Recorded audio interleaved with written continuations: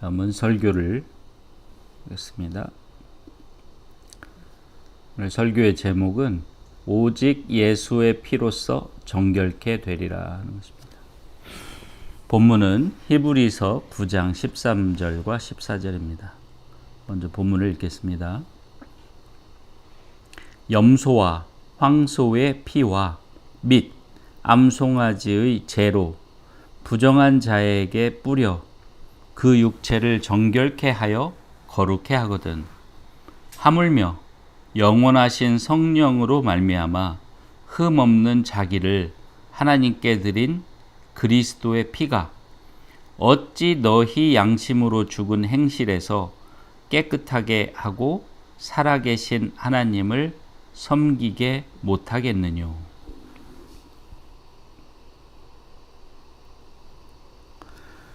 네, 오늘 설교는 오직 예수의 피로써 정결케 되리라 라는 제목으로 말씀드리겠습니다. 우리가 예수님의 피로 구원을 얻었다라고 하는 얘기를 많이 합니다. 예수님의 그 피의 그 구원의 능력, 그 다음에 예수님의 피의 그 정결케 해주시는 그러한 능력으로 우리가 구원을 얻었다라는 뜻으로 하는 말이죠. 오늘은 그 의미를 다시 한번 좀 생각해보고 왜 오직 예수 그리스도의 피로만 우리가 구원을 얻을 수 있는가? 왜 오직 예수 그리스도의 피로만 정결케 될 수 있는가? 그리고 그 의미가 무엇인가 하는 것을 한번 살펴보려고 합니다. 오늘 본문을 다시 한번 읽어보면 염소와 황소의 피와 암송아지의 재로 부정한 자에게 뿌려 그 육체를 정결케 하여 거룩해 하거든. 이건 이제 구약 시대 때 모세의 율법으로 율법에 의해서 사람들이 죄를 지었을 때, 물론 이스라엘 사람들 얘기하는 겁니다. 죄를 지었을 때 제사장에게 염소나 황소나 암송아지나 이런 것들을 가져와서 제물을 가져와 가지고 그 드림으로써 자기의 죄 사함을, 그러니까 그 죄를 사함받게 했던 그 모세 율법에 기초한 그 속죄 행위죠. 레위기 5장 6장에 보면 이 속죄죄에 관한 이야기들이 잘 기록이 되어 있으니까 한번 읽어보시면 무슨 말인지 잘 알 수 있습니다. 레위기 5장과 6장에 기록이 되어 있습니다. 그런데 이 염소와 황소의 피 그리고 암송아지의 재로 부정한 자, 즉 죄를 지은 자들에게 뿌려서 그 육체를 정결케 해서 그 육체를 거룩하게 한다 이거죠. 그러니까 육체가 더러워진 것을 다시 정결케 해주는 역할을 하게 했었는데, 이건 구약 시대 모세 율법에 관한 것이죠.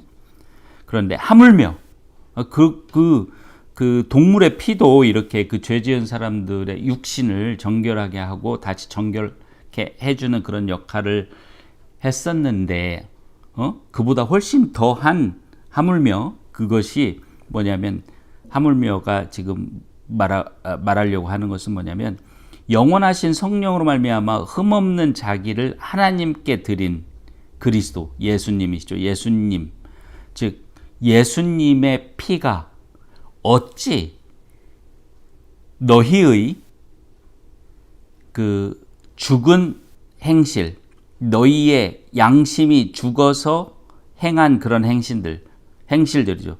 너희 양심으로 죽은 행실에서 깨끗하게 하고, 조금 말이 좀 이상한데, 너희 양심을 깨끗하게 하고 죽은 행실을 깨끗하게 하고 이런 뜻으로 이렇게 생각을 하면 될 것 같습니다.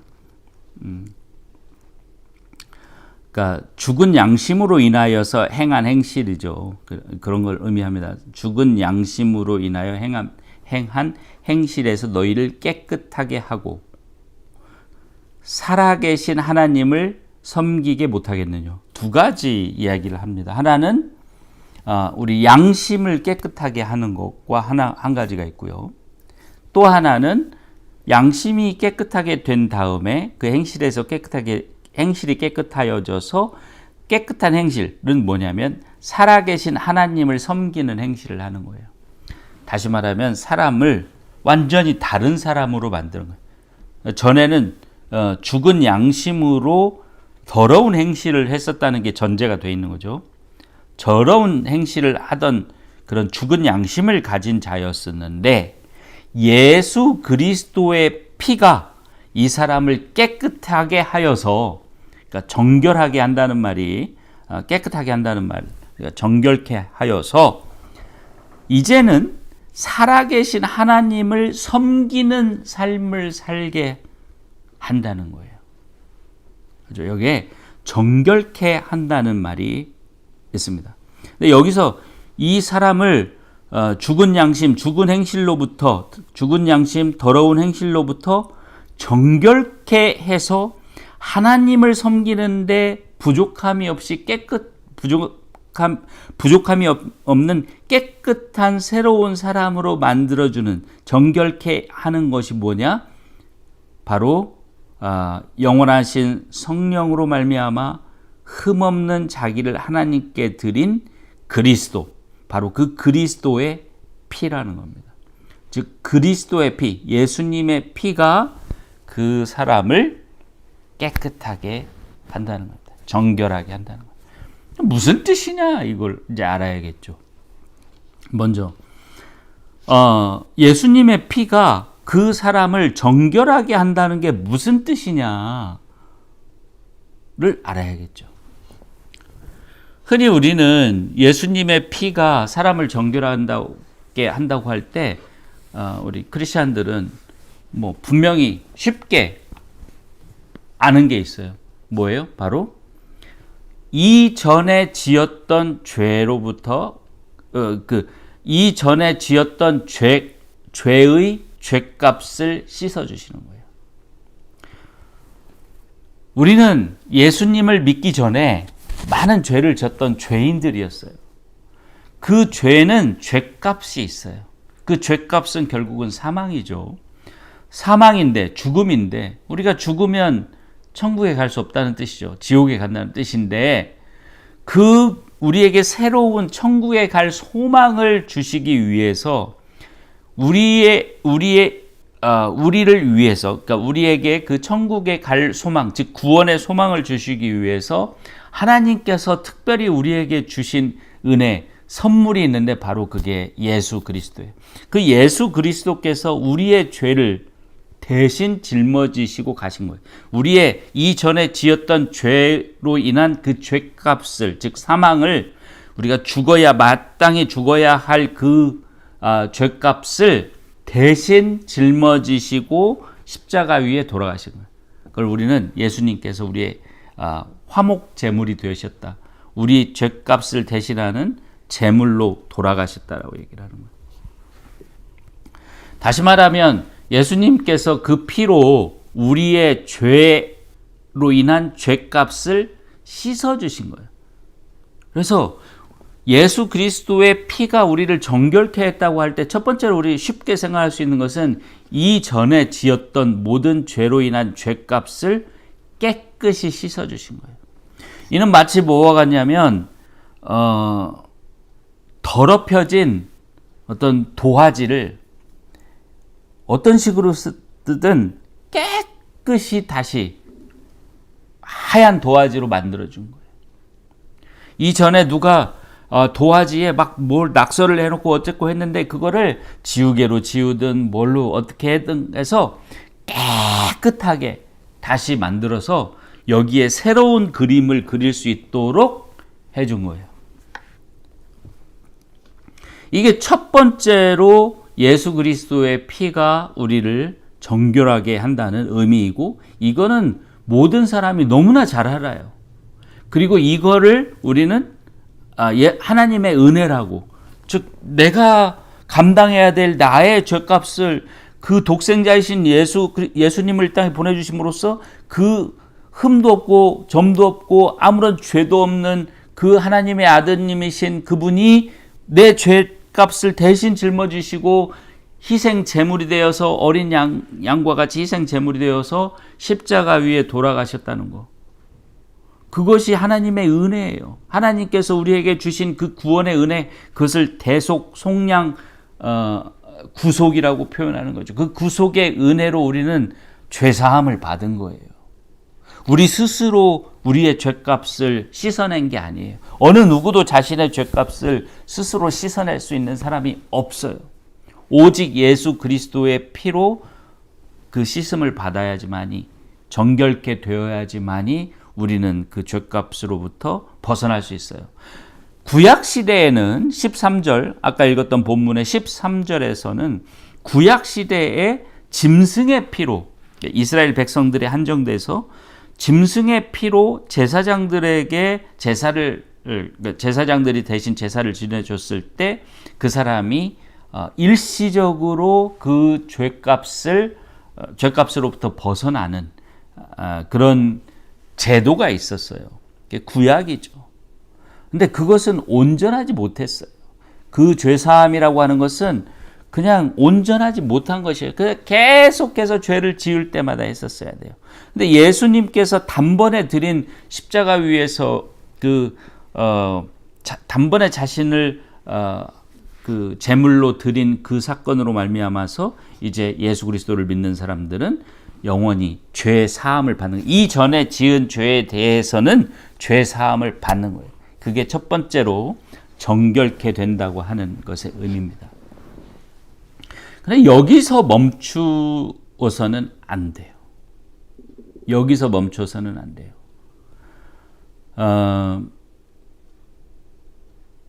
진짜로 더 중요한, 정말로 본질적으로 더 중요한 예수님의 피로 우리가 정결케 된다고 하는 것은 뭐냐면, 오늘 말씀을 다시 한번 보면, 본문을 다시 보면, 하물며 영원하신 성령으로 말미암아 흠없는 자기를 하나님께 드린 그리스도의 피가 어찌 너희 양심으로 죽은 행실에서 깨끗하게 하고 살아계신 하나님을 섬기게 하지 못하겠느냐, 이런 뜻이죠. 그러니까 죄 사함만을 얘기하는 게 아니라는 거를 여기서 읽을 수 있어야 돼요. 죄 사함은 이전에 지었던 죄에 대해서 그 죄값을 예수님의 피로 대신 갚아준 거예요. 속죄가 된 거예요. 이전의 죄에 대해서. 근데 여기서는요, 이 새로운 본문, 이 본문에서 말하는 것은 또 하나 우리가 놓치지 말아야 될 게 뭐냐면, 우리의 양심을 깨끗하게 해주는 거예요. 죽은 행실에서 우리를 깨끗하게 해주는 거예요. 우리의 양심이 더럽혀졌던 양심이 깨끗해지고, 이게 즉 죄의 행실에서 깨끗해지는, 다시 말하면 앞으로 어떤 행실을 하더라도 그게 죽은 행실이 아닌 거예요. 깨끗한 행실인 거예요.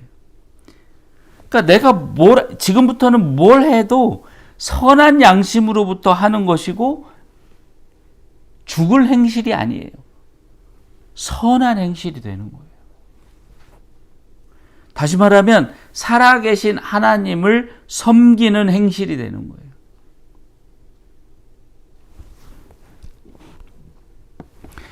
이전에 지었던 죄의 값이 사라졌다고 해서 저절로 이렇게 되는 게 아니에요.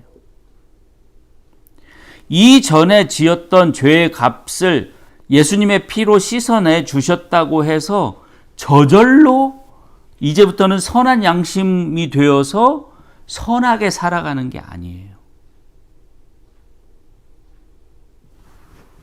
여기에는 뭔가 굉장히 중요한 게 있는 거예요.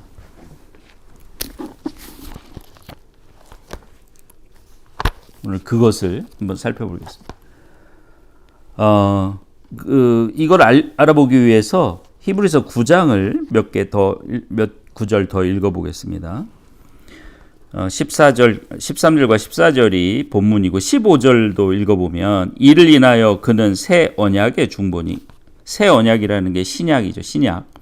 새 언약의 중보니 이는 첫 언약 때에 범한 죄를 속하려고 주구사. 이게 뭐냐면 죄사함이에요. 첫 언약 때에 범한 죄라고 하는 것은 율법 아래에서 지은 죄예요. 아직 우리가 예수 그리스도를 믿기 전에 율법 아래에 있을 때에 지은 죄들, 그런 죄들의 죄값을 사해 주시려고 죽으신 거예요. 그 의미가 하나 있어요. 그렇게 죽으셔서 부르심을 입은 자로 하여금 영원한 기업의 약속을 얻게 하려 하십니다. 그러니까 죄사함을 얻게 하려고 죽으심으로써 또 다른 한 가지 효과가 생겼는데 뭐냐면 부르심을 입은 자로 하여금 영원한 기업의 약속, 즉 구원이죠. 구원을 얻게 하려 하십니다. 그래서 이게 무슨 뜻일까? 여전히 뜻이 아직 분명하게 나타나지 않죠.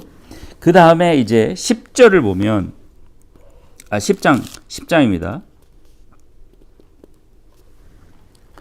먼저 10장 10절을 보면 이 뜻을 조차 예수 그리스도의 몸을 단번에 들이심으로 말미암아, 이 뜻은 하나님의 뜻이죠. 하나님의 뜻을 조차 예수 그리스도의 몸을 단번에 들이심으로 십자가 위에서 돌아가신 그것을 말합니다. 들이심으로 말미암아 우리가 거룩함을 얻었노라. 아하, 거룩함을 얻었다는 거예요. 그러니까 죄 사함만 얻었다는 게 아니라, 얻은 게 아니라, 죄 사함은 이미 지나갔죠. 예수님이 십자가에 돌아가시고 우리가 그걸 믿고 그 복음에 순종함으로써 그 죄 사함은 이미 일어난 거예요. 이미 지나갔어요. 그래서 우리는 깨끗한 도화지와 같이 됐는데 이제는 그 도화지가 그냥 비어있는 도화지가 아니라 거룩함을 얻었노라. 거룩함. 뭔가 달라진 거예요. 계속 보겠습니다. 이게 무슨 뜻인지를. 16절을 보겠습니다. 16절. 성령이 우리에게 증거하시되 주께서 가라사대 그날 후로는 저희와 세울 언약이 이것이라 하시고 내 법을 저희 마음에 두고 저희 생각에 기록하리라. 즉 예수님의 돌아가신 그것을 받아들인 그 신약, 새로운 언약을 우리가 받아들인 그때에 우리와 세울 언약, 그 신약을 맺을 그때에 이게 뭐냐면 하나님의 법을 우리 마음에 두고 우리 생각에 기록하는 거예요. 다시 말하면 그냥 우리는 죄사함만 받은 게 아니라 우리 마음에 뭔가가 새롭게 쓰여졌어요. 그게 뭐냐면 하나님의 법이에요. 하나님의 법을 저희 마음에 두고 저희 생각에 기록하리라. 기록이 되고 쓰여진 거예요. 그리고 17절에 저희 죄와 저희 불법을 내가 다시 기억치 아니하리라. 용서를 하시고 이제 우리에게 새로운 삶을 살 수 있는 기회를 주셨다는 것이죠.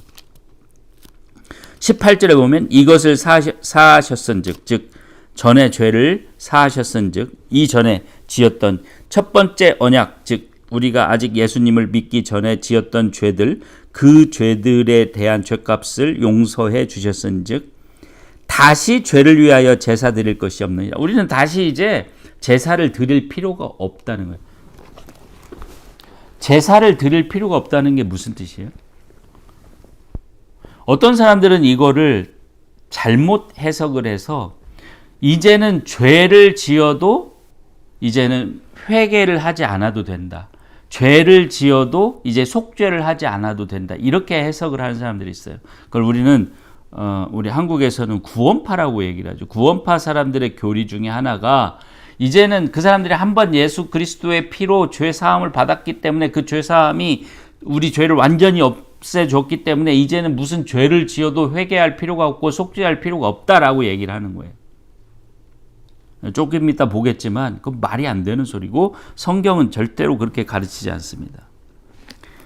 어쨌든 여기서 중요한 건 뭐냐면 우리에게 새로운, 그러니까 죄 사함만 주신 것이 아니라 이제 더 이상 죄를 위하여 제사 드릴 필요가 없게끔 만들었다는 거예요. 이거를 죄를 지어도 제사 드릴 필요가 없다, 속죄할 필요가 없다, 회개할 필요가 없다라고 생각해서는 안 되고, 무슨 뜻이냐면 우리가 죄를 짓지 않게 만드셨다는 거예요. 제가 오늘 드리려고 하는 말씀이 그겁니다. 우리의 이전의 죄를 사해 주셨어요. 우리의 이전의 죄값을 사해 주신 것뿐만 아니라 이제는 우리가 의도적으로 죄를 지으려고 하는 마음을 다시는 갖지 않게끔 우리의 마음을 변화시켜 주신 거예요. 다시는 우리가 죄 가운데 죄의 노예로 살게 되는 일이 없게끔 만들어 주셨다는 거예요. 그게 뭐냐면 요한은 그거를 뭐라고 하냐면 죄를 없이 해 주셨다. 우리의 죄를 take away our sins. 우리의 죄를 없게 해 주셨다. 이게 표현을 하는 거예요.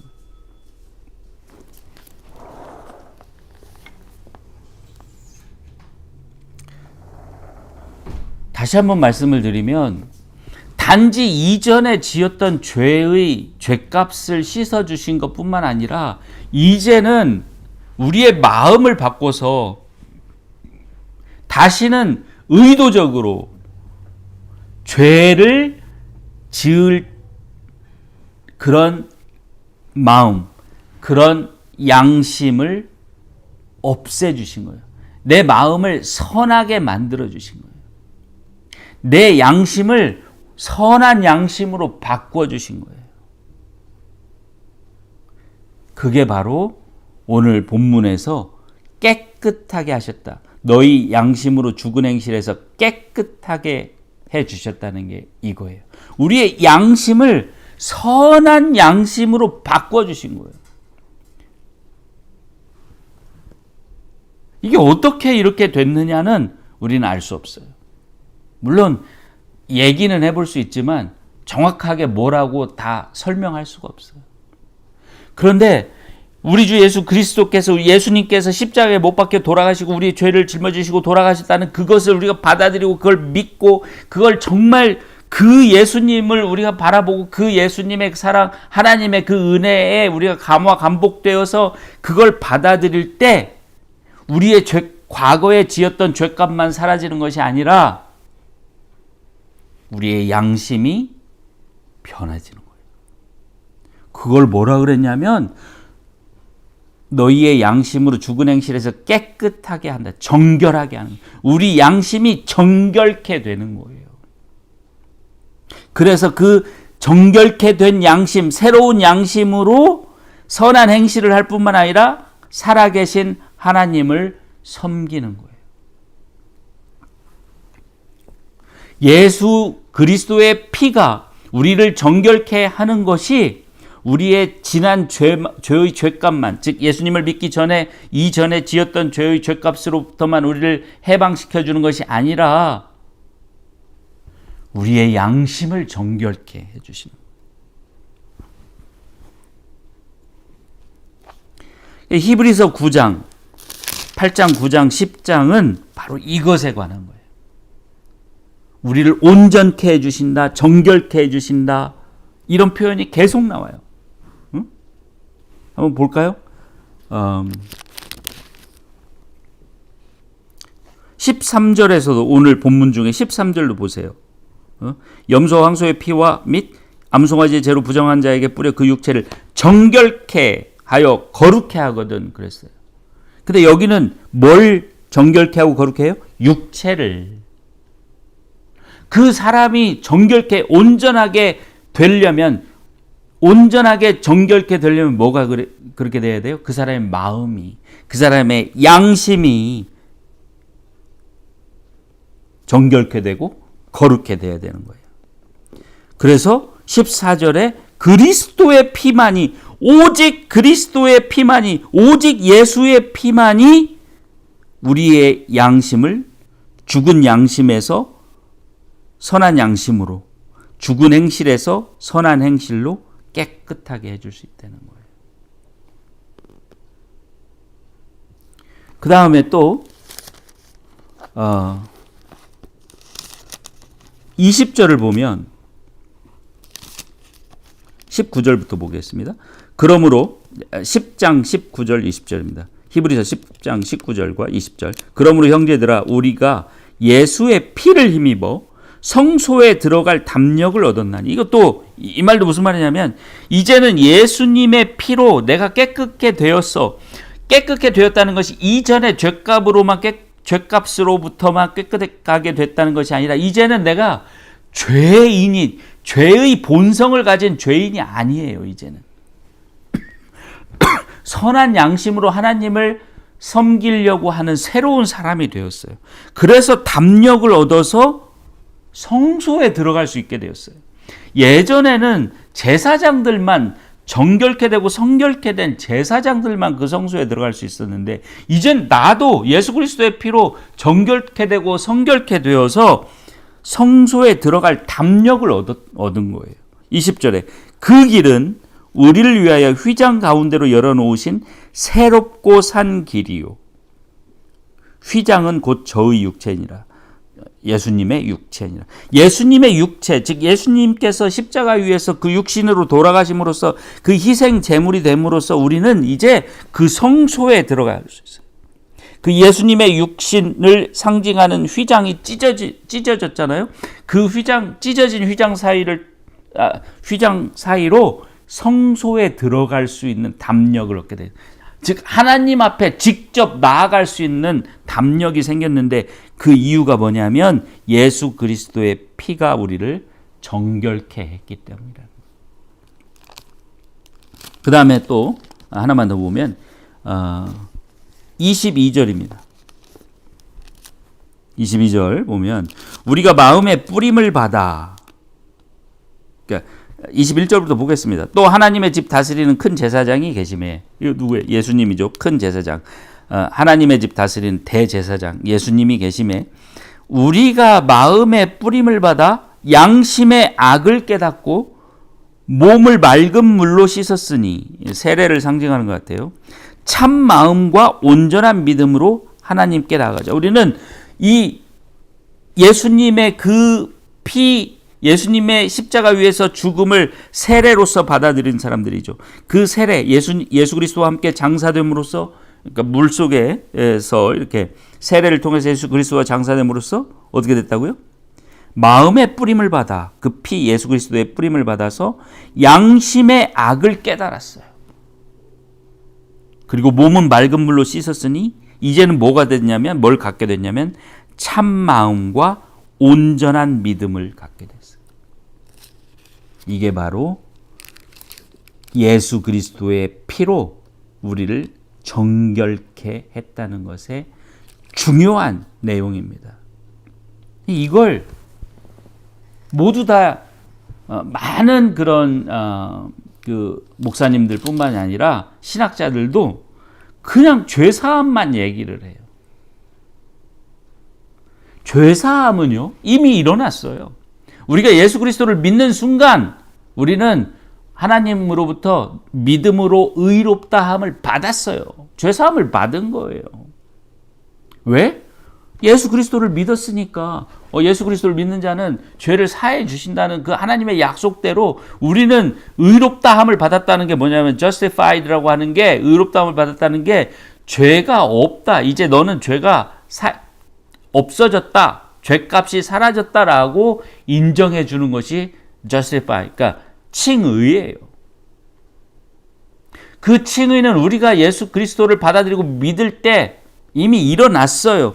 이제 예수 그리스도의 피로서 우리가 새롭게 거듭난 것은 뭐냐면 정결케 된 거예요. 즉 내 마음속에 이제는 더 이상 의도적으로 알고도 또는 내 이익을 위해서, 세상적인 목적을 위해서 죄를 짓겠다, 죄를 지어도 된다라는 마음이 내 양심으로부터 다 사라진 거예요. 이제 내 양심은 어떻게든 하나님의 뜻을 지키겠다, 어떻게든 형제를 사랑하겠다, 어떻게든 죄 없이 살겠다라고 하는 양심으로 바뀐 거예요. 여기서 22절에서 말하는 참 참 마음과 온전한 믿음으로 변한 겁니다. 10장 1절에서 표현, 10장 1절의 표현을 빌리자면 온전케 한 거예요. 10장 1절이 뭐라고 그랬어요? 율법은 장차 오는 좋은 일의 그림자요 참 형상이 아니므로 해마다 늘 드리는 바와 같이 제사로는 나오는 자들을 언제든지 온전케 할 수 없느니라 그랬어요. 온전케 할 수 없다. 그런데 옛날에 동물 제사로는 온전케 할 수 없었는데 예수 그리스도의 피로 우리를 온전케 하신 거예요. 거룩하게 하신 거예요. 새 양심과 새 마음을 갖게 하신 거예요. 그게 바로 예수 그리스도의 피가 우리를 정결케 하셨다는 것의 의미입니다. 그렇다면 여기서 마지막으로 정결케 된 자들이 어떻게 살아야 되는가를 보겠습니다. 예수 그리스도의 피로 정결케 됐다는 것이 어떤 의미인가도 이걸 통해서 알 수 있어요. 자, 26절부터 한번 보겠습니다. 히브리서 10장 26절. 히브리서 10장 26절부터. 우리가 진리를 아는 지식을 받은 후 짐짓 죄를 범한 즉, 짐짓이라는 것은 의도적으로 라는 뜻이에요. 의도적으로 죄를 범한 즉 다시 속죄하는 제사가 없고 다시 그 죄를 용서받을 수 있는 방법이 없어요. 오직 무서운 마음으로 심판을 기다리는 것과 대적하는 자를 소멸할 맹렬한 불만이 있으니 즉 지옥의 심판만 있을 것이라. 모세의 법을 어긴 자도 두세 증인을 인하여 불쌍히 여김을 받지 못하고 죽었거든. 하물며 하나님의 아들을 밟고 자기를 거룩하게 한 언약의 피, 즉 그 언약의 피, 예수님의 피로 우리가 거룩하게 됐다 그랬잖아요. 근데 그 피를 부정한 것으로 여기고 부정한 것으로 다시 만들어버리고 은혜의 성령을 우리에게 주신 그 은혜의 성령을 욕되게 하는 자의 당연히 받을 형벌이 얼마나 더 중하겠느냐 너희는 생각하라. 무슨 얘기냐면 예수님의 피로 거룩하게 되었다는 것, 예수님의 피로 우리가 온전케 되었다는 것, 예수님의 피로 정결케 되었다는 것은 뭐냐면 이제는 더 이상 의도적으로 죄를 짓는 삶을 살아서는 안 된다는 거예요. 더 이상 의도적으로 죄를 지으려고 하는 그런 마음, 양심이 이제는 내 마음속에 없다는 거예요. 나에게 없다는 거예요. 내 양심은 이제 선한 양심이고 죄 없이 살려고 하는 마음이고 하나님 앞에 정결하게 깨끗하게 살려고 하는 마음이에요. 혹 실수는 있을 수 있겠지만 의도적인 죄는 있을 수 없는 거예요. 이 양심에 따라서는. 이러한 양심을 갖게 만들어주는 것이 바로 정결케 하는 것인데 그 정결케 하는 것이 예수 그리스도의 피라고 하는 것입니다.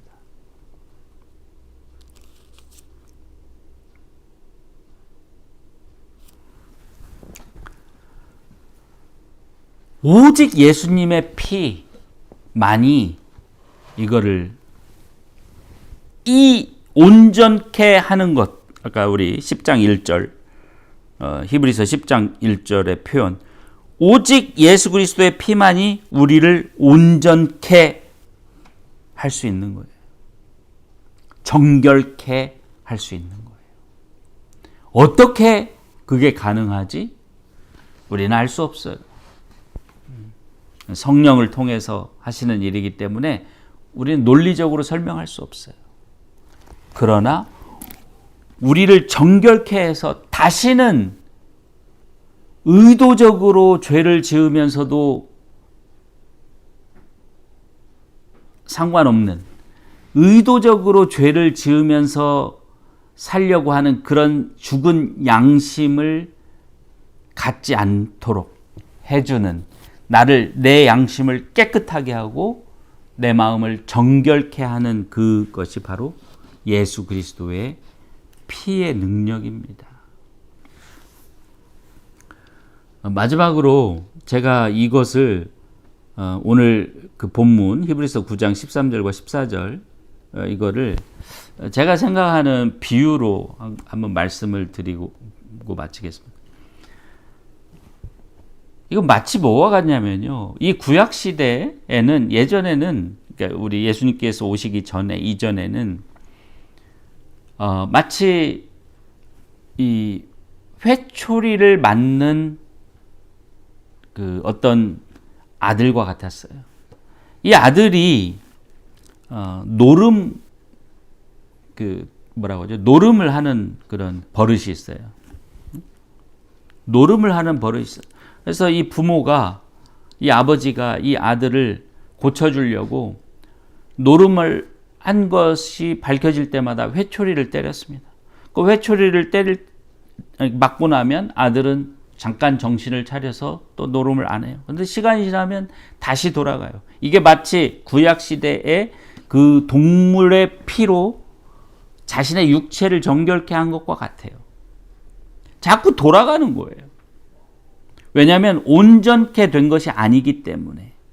온전케 되려면 그 마음이 양심이 온전케 되어야 되는데 마음과 양심은 그대로 있고 육체만 정결케 되기 때문에 그런 거예요. 무슨 얘기냐면 이미 지은 죄값만 치르는 거예요. 회초리를 맞음으로써. 근데 그 도벽이 심해진 도벽이라네. 노름을 그 심하게 하는 그 아들, 그 버릇을 고치지 못하고 자꾸 노름판으로 돌아가는 그 아들을 이제는 아버지가 정말 그냥 놔둬서는 큰 노름꾼이 되어서 패가 망신하겠다. 그래서 이 버릇을 고치지 않으면 안 되겠다 싶어서 어떻게 했냐면 그 아들 앞에서